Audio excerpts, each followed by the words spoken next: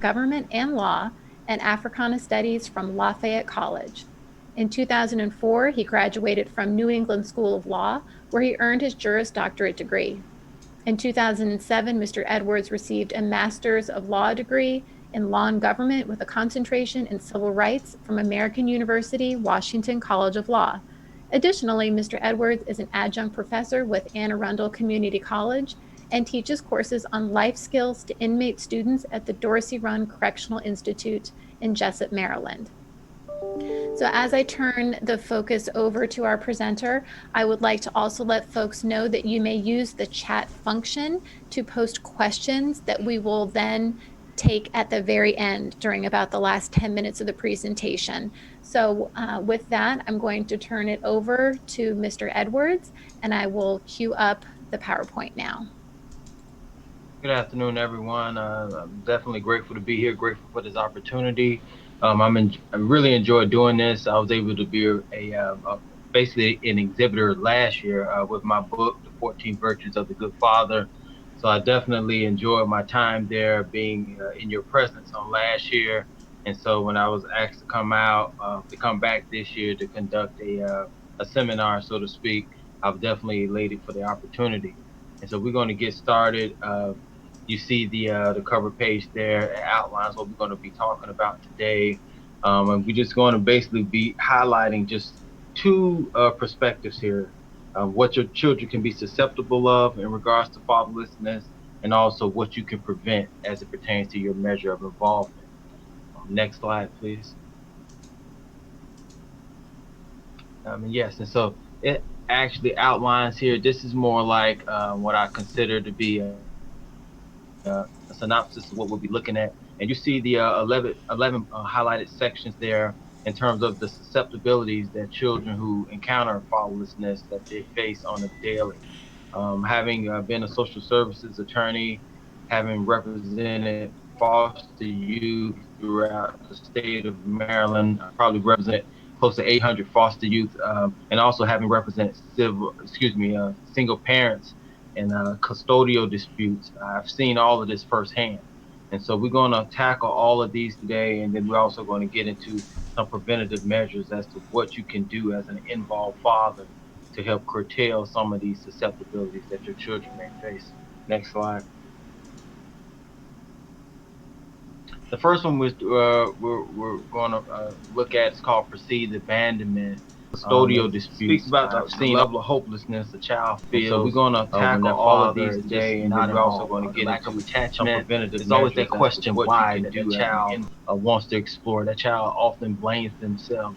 Why am I not worthy? And this is what you really see in regards to a shot to the child's self-esteem. Why doesn't my father want me? So they're in that constant search realm of why. And what you would also see later is that this can translate into anger, that sense of not belonging, not being able to identify the parent who helped give life to you don't want to be involved, don't want any form of an attachment. So that question of why is quite fleeting for that young person. And as you can see here on this side, on this particular slide, this resentment can easily morph into uncontrollable anger if not redirected into a channel correctly. And if uncontrolled anger is indeed a gateway to the criminal justice system, we're going to look at that later as well. Additionally, anger stemming from abandonment can make it difficult for juveniles to establish friendships and also relationships. So if they don't have any outlets to help balance themselves, you will often see them implode. They don't have any social awareness, no social interactive or interpersonal skills to be able to sustain friendships or to have that sense of development or sense of worth to feel like they belong. And so those insecurities are also rooted in a sense of how these young people process fatherlessness. Next slide. Attachment issues. This is another critical point. In representing foster youth, you would see that the lack of self worth that they basically were deficient of due to not knowing or not having a relationship with their father, they begin to have attachment issues, whether it's attaching to the wrong people, place, or things. Basically investing their time and attention in places they simply did not need to be. And this is what you see with children who, again, encounter fatherlessness. Children who come from a father absent home are more likely to experience attachment related problems, than those from a two-parent household. And that's from a study in the mid 90s. I use sort of like statistics from different eras so that you can see not much has changed, whether it's contemporaneously or from the mid 90s. I have some statistics from the 80s as well as the 70s. And you can see over a generational span, these issues has been rather they've still remained rather prevalent. Attachment issues, it also may result and may produce the inability to form a strong caregiver bond. It's hypervigilance to anger. It also may result into conduct problems that the child may have. The active involvement of a father with his children can promote empathy and self-control for the child throughout their life. So again, your measure as a father, the more you're involved, the more you can curtail the wrong attachment issues for your child. It all stems to your measure of involvement. You can't just be present. You have to be involved with your child's day-to-day activities, day-to-day life, day-to-day interactions. And so that you can just help in their overall growth and development. Next slide. Child abuse. And again, you also have to realize that the father, your lack of involvement, it makes your child susceptible to being impressionable to other people. Most importantly, if you're not going to be present with your child, how can you be a protector of your child? And so, what you would find, particularly dealing in the child welfare system, I would say almost 8 out of 10 cases where I had severe child abuse, where I witnessed severe child abuse in representing a foster youth, whether it was in Baltimore City, Anne Arundel County, Prince George's County, Montgomery County. 8 out of 10 times that child was a product of a fatherless home. So the fathers are not going to be there to interact, to protect, to ensure that their child has proper barriers, proper things in place to ensure that their safety and well-being. That child is going to be more prone and more susceptible to experience some form of child abuse throughout the course of their life. It says the children that grow up in such households are much more likely to be the victim of physical, including sexual abuse and neglect, compared with those who grow up in a two-parent household. Children who grow up in a single parent home are twice as likely to be the subject of physical and or emotional abuse. In addition, the absence of a father results in increased psychological burden on the child as he or she must make sense of why his or her father is not present. Again, it's that guilt factor, that constant, continuing question of why. Why is my father not here to protect me? Why is my father not here to help me process life issues? And so this level of guilt makes the child more susceptible to child abuse. Next slide, please. Childhood obesity. Now, I must admit, when I was researching and preparing for today, this is one I found quite interesting to stumble upon, because you think about why does it make a difference in regards to a two-parent household, in regards to healthy eating or a lifestyle of physical activity. But I found that children who with higher body mass indices, BMIs that is, are more likely to come from a father-absent home, and that's as recently as 2002. Another study found that a father's parenting style was a better predictor of whether a child will become obese. Fathers who were present and used more authoritarian parenting styles had children who were more physically fit than fathers who were absent. I found that to be rather critical. And so, because fathers, we kind of validate ourselves, or some sense of our self identity is through physical activity, whether that's appearance based or job related. And so that translates into your parenting style as well. So you basically, the more active you are, your children are always watching. The more prone your children are to pick up physical activities, whether it's sports, whether it's working out, some form of self identity to ensure their overall health. Same way with eating every night with your children, just being at the table. They follow your lead in regards to what to put on the table, the portion sizes, all of those things. It's a form of discipline as to their wants versus their needs in regards to their selectivity of food. So again, your measure of being an involved father could help curtail childhood obesity and also ensure your child's overall physical health and well-being. Next slide. Criminal justice system involvement. This is a big one. Again, as I mentioned, working in child welfare, I also had some youth who were also dually committed. both with the Department of Social Services as well as with the Department of Juvenile Services.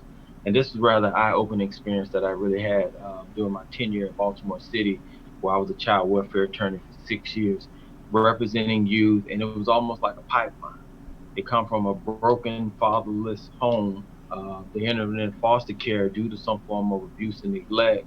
And if we don't have the right type of community wraparound services in place, that child, once that child reaches a certain age, the offenders are becoming younger. They transition right into either the juvenile justice system or, depending on the nature of the crime and the age, right into the criminal justice system. And so it all stems in the root of it in regards to, if you trace it back, what was the measure of the father's involvement or the absence thereof. So it says the more opportunities a child has to interact with his or her biological father, the less likely he or she is to commit a crime or have contact with the juvenile justice system. And so youth who never had a father living with them had the highest incarceration rates.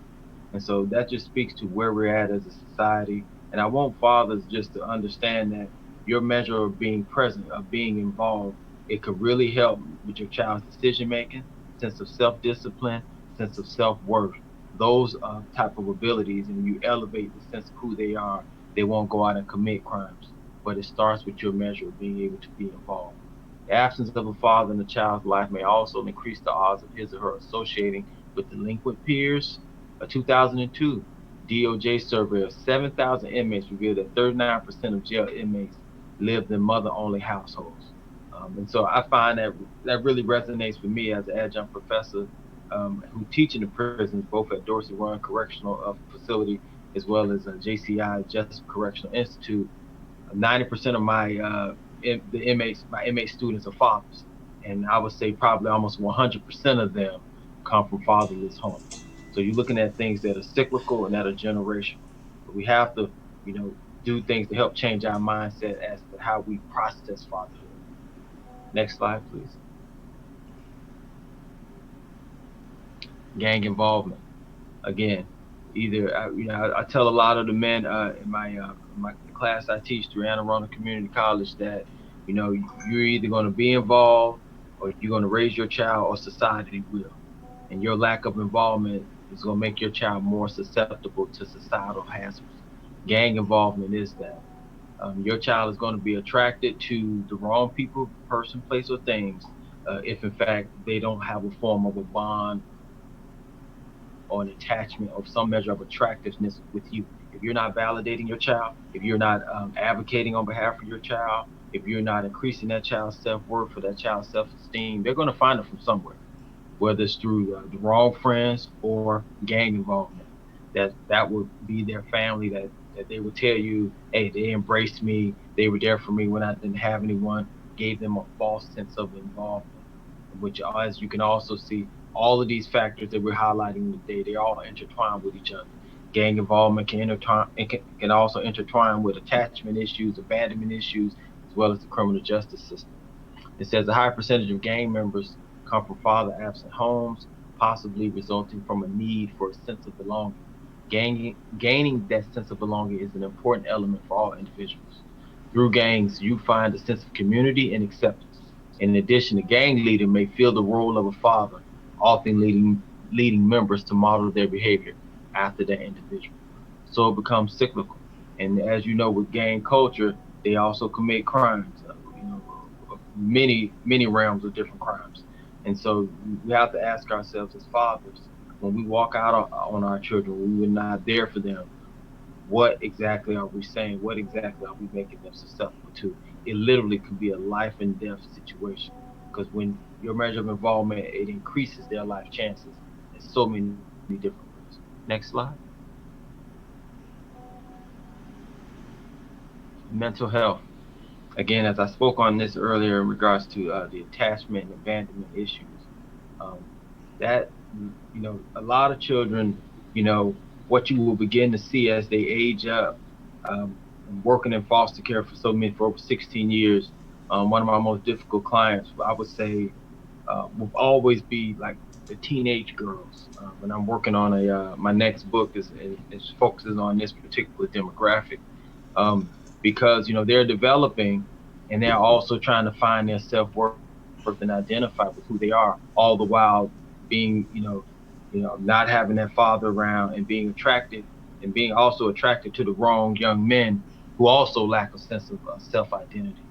And so for so many reasons, that's a lot to try to untangle along with their interactions day to day with other girls from similar demographic backgrounds. This mental health piece, if it's left untouched, can really lead them into so many different areas of depression, feeling senses of suicidalness, and also we never think about the baggage that we take from our childhood.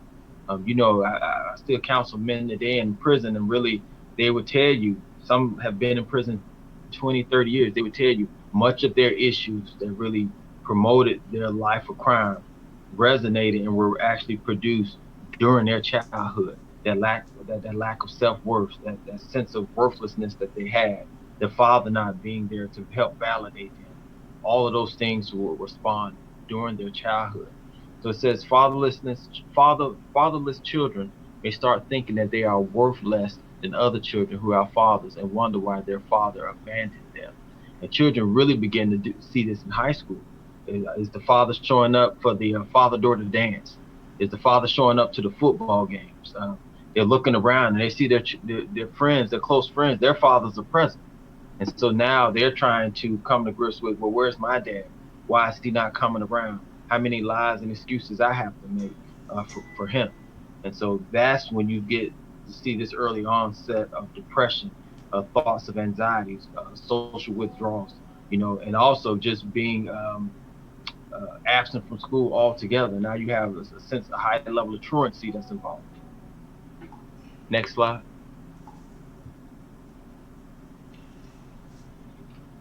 Substance abuse.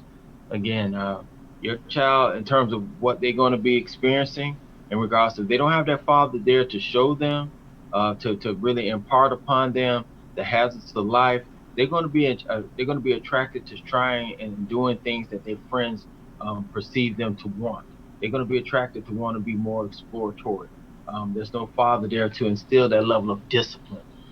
So this is what your child is going to grow susceptible to, whether it's alcoholism, whether they have these new type of electronic cigarettes out now.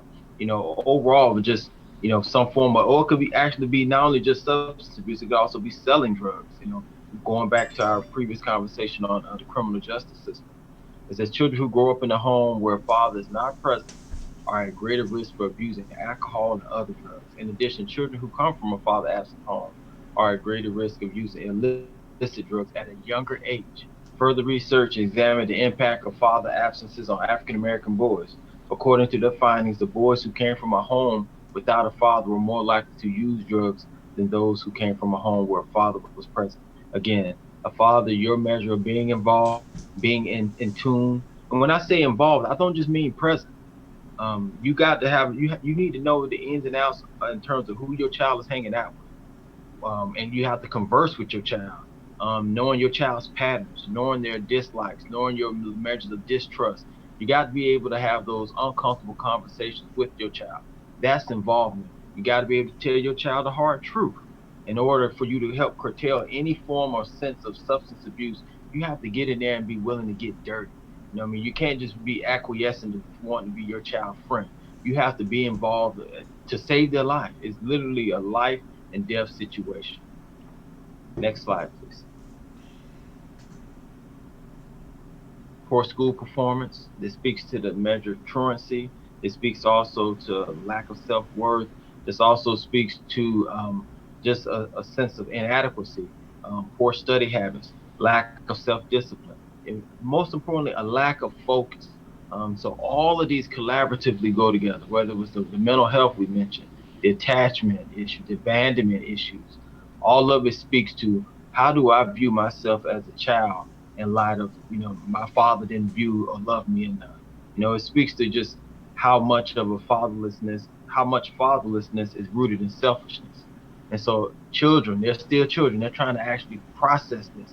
And so you see the impact of this within their school performance. It says in the second bulleted point, children from father absent homes are also less likely to pursue higher education. Studies have also found that 71% of high school dropouts are fatherless. Fatherless children have more trouble academically, scoring poorly on tests, reading, mathematics, and thinking skills. So we're talking about all those STEM subjects. Children from father absent homes are also more likely to be truant, more likely to be excluded from school, more likely to leave school at age 16. And so now you're looking at, okay, hey, I don't have my dad there, don't have any form of a formal education. So what's the likelihood I'm gonna be employable? What's the likelihood I'm gonna be able to go to college? What's the likelihood I'm gonna be able to make good decisions in regards to my peers, the friends, and the places I go? Again, you see this is another gateway into the criminal justice system. This is another gateway into mental health issues, another gateway into substance abuse as well.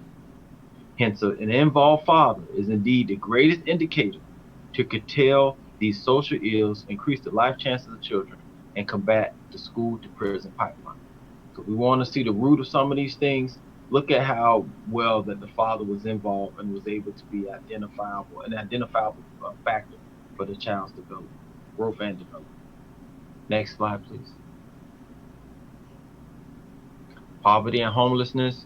And again, they're not going to school, they're not going to be employable, they're going to be more susceptible to poverty and homelessness. Studies have shown that the cause of father's absence matters little in relation to poverty and divorce. Um, Children from father absent homes may also be more likely to shoplift and become chronic shoplifters. One of the more challenging populations that we have in the child welfare system is our adult aged teens who are aging out. That 17 to 19-year-olds who don't really want to remain in care, don't have the necessary life skills, may have some tangible mental health issues going on, don't identify with their father, but yet they sense and they long for the sense of wanting to be independent for whatever that means in terms of their processing. And so they're really challenging. So because they're legally they're an adults, but they're also grossly unprepared for independence.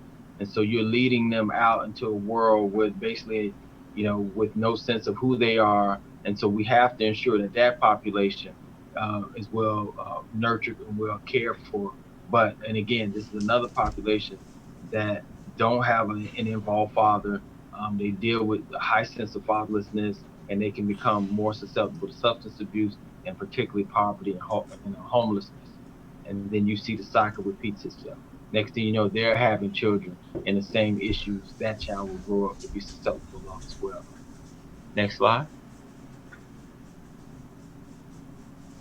So I wanted just to highlight like what is legacy, how because when fathers, the reason why I called this session beginning with the end in mind, because you become fathers, but you also have to think about once you become a father, what is going to be your end goal?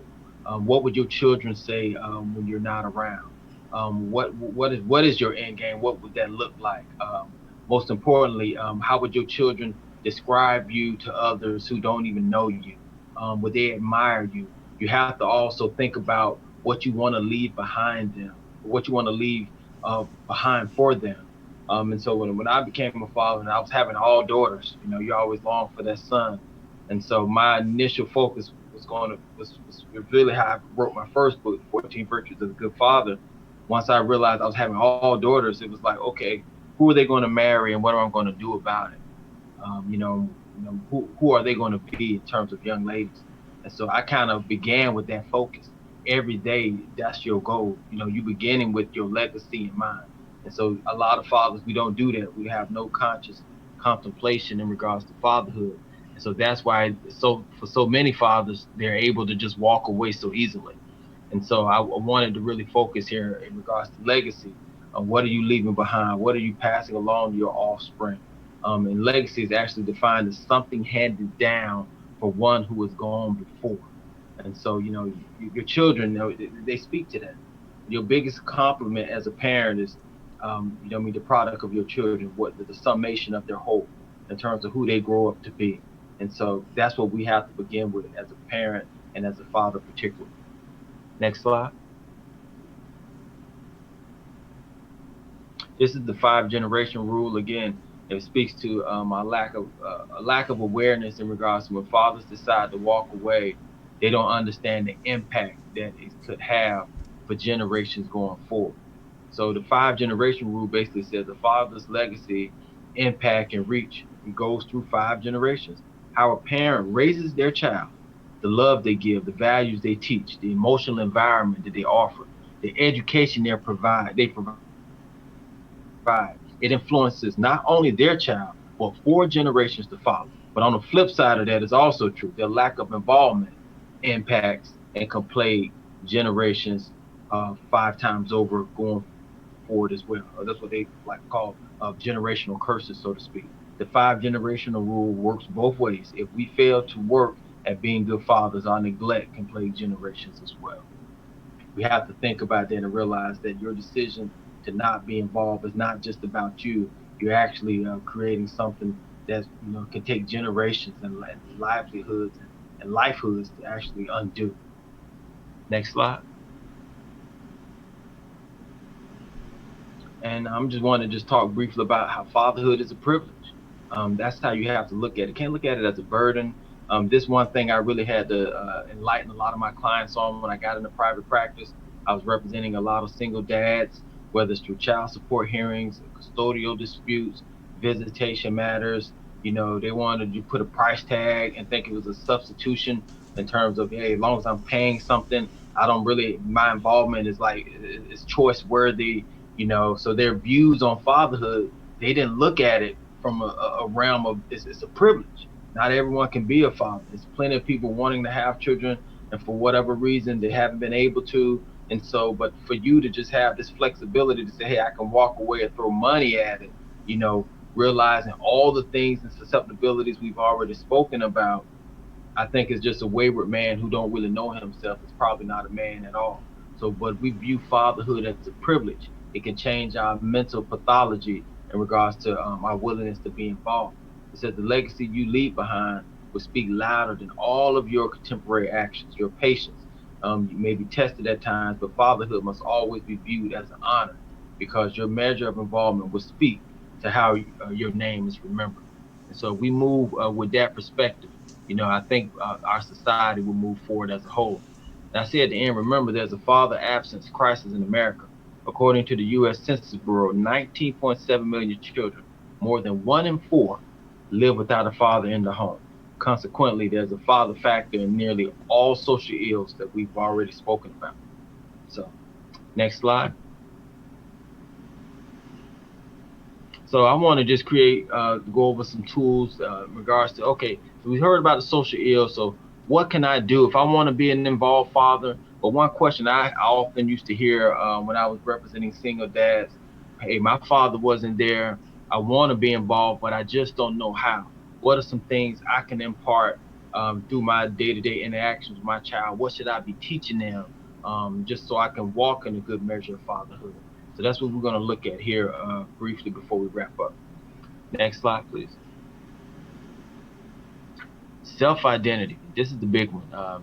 In my book, The 14 Virtues of the Good Father, this is the first one. The first chapter, the first virtue is self identity. A child, a child must identify. A child must know who they are. A lot of the youth sessions that I run, a couple of my mentoring programs I do on Saturdays. That's one question that we often ask the youth: who are you? I'm not asking you to give me your resume. I'm not asking you to tell me your hobbies, but who are you? What's your purpose? Why are you here? What are you gonna? What are you gonna do in life? Who do you define yourself to be? What's the summation of your values? And a lot of a lot of adult men can't answer that. You ask them that question, and they go to, like, again, they go to talk about their resume, what schools they went to, what jobs they worked that they worked at, but or their material possessions. But that who are you question, how do you identify? What are your influences? What are your deeds? What's your character? So, and again, when someone don't understand who they are, they're not in touch with their purpose. That's when they fall susceptible to all of those 11 things that we outlined earlier. So your measure as a father, you must have a continuous commitment to help your child find their self identity. Next slide. accountability and discipline. And again, as I tell a lot of young people, on the flip side of every coin is one side is choices, the other side is consequences. Can you be accountable? Can you own your mistakes? You can't change it unless you own it. You got to teach your children some measure of accountability and discipline. I'm a huge accountability and discipline person. It's not going to sound good. It may hurt. It may cut. But hey, I can literally be literally saving your life as opposed to perpetuating a lie, leading you to a life of destruction. So I said, you either make yourself accountable or you will be made accountable by your circumstances. The moment you accept responsibility for everything in your life is the moment you can gain the power to change anything in your life. If you remember that, you'll always be blessed because of it. And then I use a phrase here from Benjamin Franklin that says, "I never knew a man who was good at making excuses, who was good at anything else." So if you're trying to be excellent, you can't be. It's not consistent with you being a career excuse maker. Next slide. Humility is big. And so you can't talk about humility without talking about pride, because they go hand in hand. Reason why I have this here, what you really want to, is one of the virtues in my book as well. What you really want to highlight to your children is that sometimes, and most importantly as fathers too, because men, we deal with this warped sense of pride, and the distinguishable factors is humility is concerned with what is right, and pride is concerned with who is right. You find where men fall into this trap where they can't ask for help. They feel as though they need to know everything. That's how you see jealousy and envy begin to really spawn. These levels of insecurities are perpetuated over time. They think their greatest manhood is them being their greatest asset to manhood is them being able to know everything. Actually, that makes you rather ignorant because the summation of who you are is knowing what you don't know. And so humility in a simple sense is the ability to consider others ahead of oneself. So, you can put pride aside and really just seek help when you need it. So can you allow your mind to be stronger than your emotions? Is another question I ask here. Another question is, are you willing to ask for help without fear of judgment? Fear is another issue with a lot of men. They fear how they're going to be judged. They fear that they're going to be measured as inadequate. So when you put that aside and realize to say, hey, being a father is a privilege. I'm gonna seek help, seek resources where I can become a better father. I can tell myself the truth. That's a humble man, and that's something that you should try to reproduce in your children. Next slide. The impact of positive peer pressure. And so I put this here because not all peer pressure is negative. When you say peer pressure, it always has a negative inference or negative connotation. But some peer pressures could be positive. I remember when I graduated from American University, they wanted to mail me my LLM degree. And I said, no, I'd rather do it in person. They said, oh, you got to wait 5 months. You can get it mailed to you in December, and we're not going to have our spring session, our commencement until in May. I said, no, I'd rather walk and participate in the spring commencement because it may be a young person out there to say, hey, instead of me doing these negative things in my life, if I see that man walk across the stage who I can identify with, instead of doing this, I can do that. You never know because children are always watching. So they're looking for good influences, particularly those whose fathers are not present. So always warn your child to make themselves attractable to people who are going places, people who are doing things. And I like the African proverb that says, "Show me your friends, and I will predict your future." So if you're the smartest person in your circle, you may want to enlarge your circle so that you can help, elevate yourself, your thoughts, your minds, and your also your choices and decisions. Next slide. Commitment and consistency. Children are accustomed to being lied to, as if they're accustomed to the father saying things but not following up with actions. And so I say here, father, our two best abilities are availability and responsibility. And I do a lot of with my children. They have a lot of affirmations that they say every morning, just to help produce and give them a heightened level of self identity. And one, when we outline our definition of consistency, is all day, every day. Can you be committed? Can you be available? Can you be responsible?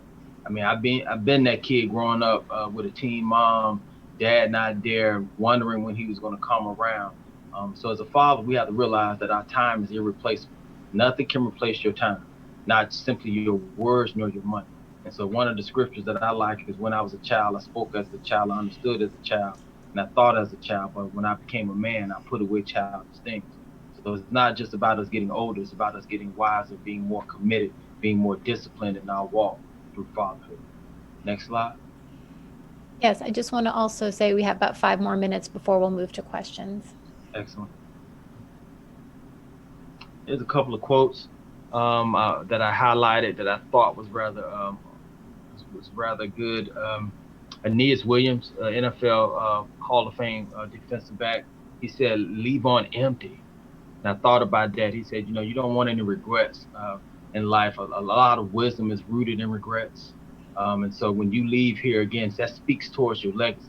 You want to leave on empty, that you gave everything towards fatherhood. Um, Al Sharpton, he said, one of the hardest things I ever done in life is facilitating the eulogy of someone who contributed nothing to society. Again, that's the summation of a negative legacy. Trying to find the words to say what did this person really add to society.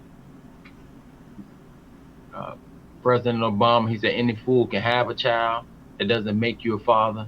It's the courage to raise a child that makes you a father. Again, that also speaks to what we just saw with the previous slide about commitment and consistency. Uh, Dr. John Gottman, fathers are probably the most important predictors of emotional development for sons and daughters. We often miss that part out with the daughters because, studies have shown that your daughters, their self-esteem, their first love interest should be their father, but their self-esteem is rooted in regards to the relationship that they have with their father. So I do a whole segment of that with teen girls. So and so the next question, excuse me, I'm gonna go to the next slide, and then before we take questions, these next couple of slides just highlighting some pictures here. And I do these in group settings sometimes. This is a picture of Richard Williams.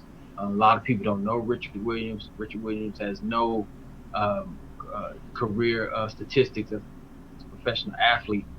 He's contributed very little in terms of his professional career, his professional prowess in regards to the sport of tennis. But if you look at the next slide will show the fruits of his labor.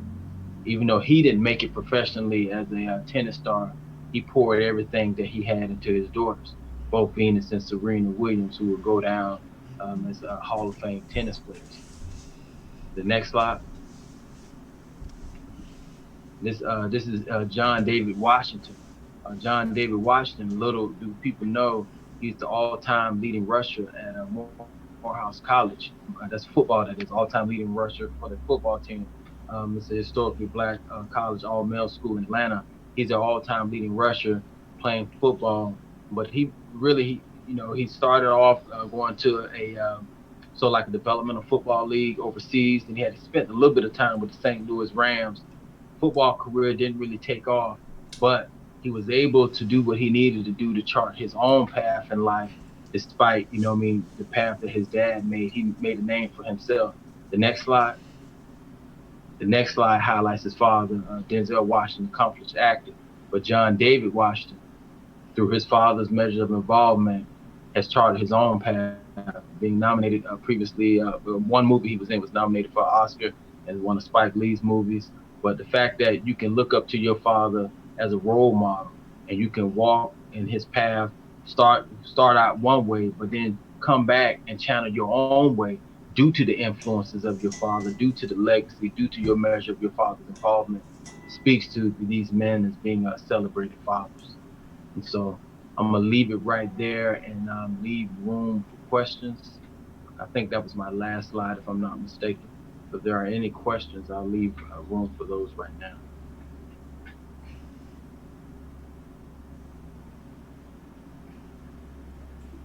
Okay, if anyone has any questions, let me just check the chat real quickly.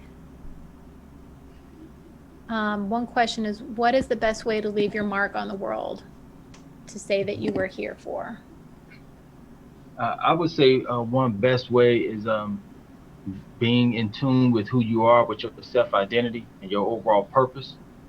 And then once you have that and you wrote down the vision in regards to what you want to do, the factors that you identify with, And I would say you all every day you move forward with facilitating that, whether you see that tangibly or every day you're doing those things to work towards your purpose. And then once you see that manifest, that's what you have to, be comfortable with saying, this is what I'm going to leave behind. A lot of parents do that through their children. They judge their measure of success by, hey, how successful are my children? Um, a lot of people can do that through redemptive type of qualities. My life wasn't perfect, but I was able to redeem myself. I was able to overcome setbacks. I was able to overcome temptations. I was able to basically overcome hardships to reach a measure of success. I want to be careful to not to say, hey, you know, you didn't contribute anything to society because there's nothing tangible. There's nothing rewarding about it. But if you produce successful children, children who know who they are, in tune with their purpose, they're able to be celebrated and valued by the mark you made as a parent. That's successful. That speaks to who you are as a person. That speaks to what you're leaving behind. That speaks to your legacy, and that speaks to your mark, that you were here and that you was a productive person. Great, thank you. Any last call for questions for our presenter? Great. Well, I think that's all the questions. Before we end the session, I certainly would like to thank you, Bruce, for really an excellent presentation. I know I learned a lot, and I have a lot of follow-up questions in my mind as well. And I wouldn't mind sitting down and chatting with you as a father of daughters. You mentioned I am the mother of 4 sons, so Oh, it would excellent. be great to have an opportunity to hear your perspective on that. But for our participants today, I would like to draw everyone's attention to an upcoming event for those who are interested in learning about financial aid and really actually taking the action and the steps it would take to secure financial aid for higher education purposes. On October 1st, there will be something called the FAFSA event, which will be an opportunity for people to actually get one-on-one assistance with completing the FAFSA application. And if any of you who have tried, you know it can be a challenge. So this is a great opportunity to meet with knowledgeable people who can go step by step through this process. And please note that Montgomery College Foundation will sponsor 3 500 scholarships for MC students. So your registration information is there. Please do take advantage of it. 3 dates, October 3rd, 5th, and 6th. Also, as an important follow-up, you will receive an email with links for 2 separate surveys. One survey is for the conference overall, and one survey is for this particular presentation that you just participated in. And really also of particular note is that there will be a drawing for 40 gift cards, and if you complete the surveys, you will be entered into that. So again, it's one email with 2 separate surveys, one for the conference overall and one for just this session. So thank you again, Bruce, for your presentation. I hope you all enjoyed this session. Please exit the breakout room, and you may now listen to the exhibitor session, which will start at 1:45. Thank you. Thank you.